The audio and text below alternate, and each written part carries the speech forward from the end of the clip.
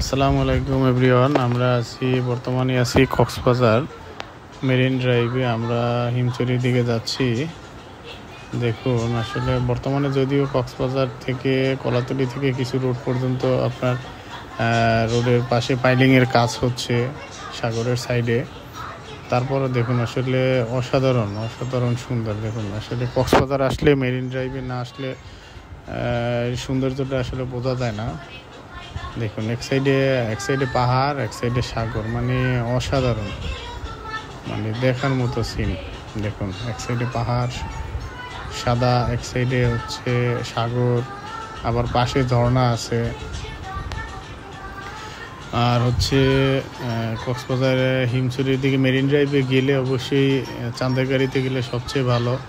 এটাই খুব ক্লিয়ারলিভাবে দেখা যায়। সিএনজি বা অটো আসলে যাওয়াটা রিস্কি, কারণ এই জায়গায় চাঁদের গাড়িগুলোতে যাওয়াটাই আসলে অনেকটা সেফ। হিমছড়ি থেকে, কলাতলি থেকে হিমছড়ি একবার ইনানি বিচ পর্যন্ত ওরা নিয়ে যাবে। এটা আসলে যার কাছ থেকে যা নিয়ে পারে, তবে 1500 থেকে 2000 টাকা হচ্ছে এটার লিগেল ভাড়া আর কি। আপনি যে কয়জনই যান, আপনার সব স্পটগুলো ওরা ঘুরাবে, ইনানি বিচ নেবে, হিমছড়ি পাহাড়ে ওই জায়গায় দাঁড়াবে, কয়েকটা স্পটে ওরা দাঁড়াবে আর কি। হিমছড়ি পাহাড়ের ওই জায়গায় নিয়ে আপনাদের পাহাড়ে আপনারা উঠবেন, ঘুরবেন, ওরা ওই জায়গায় অতক্ষণ পর্যন্ত স্টে করবে, এরপর আবার আপনাকে নিয়ে যাবে। দেখা যায় আপনি সারাদিন আসলে 2000 টাকায় সারাদিন আপনাকে সময় দিবে ওরা। আর কক্সবাজার আসলে আসলে এই ইনানি বিচ বা মেরিন ড্রাইভে না আসলে আসলে সৌন্দর্যটা আসলে বোঝা যায় না। দেখুন আসলে কি বলবো, আসলে মোবাইলে ওইরকম দেখা যায় কিনা জানি না। দেখুন আসলে অসাধারণ সুন্দর, অসাধারণ। বিশেষ করে সাগরটা এত সুন্দর লাগে।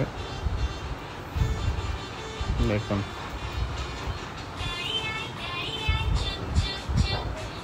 আসলে আমি যে কয়বারই, আমি প্রায় 3-4 বার কক্সবাজারে যাওয়া হয়েছে।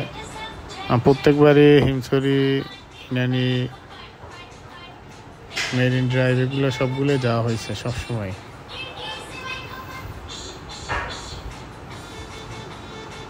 আর কক্সবাজার হচ্ছে সুগন্ধা, কলাতলি বিচ আসলে বেশি ক্রাউড থাকে, বেশি লোকজন থাকে, এই জন্য একদিন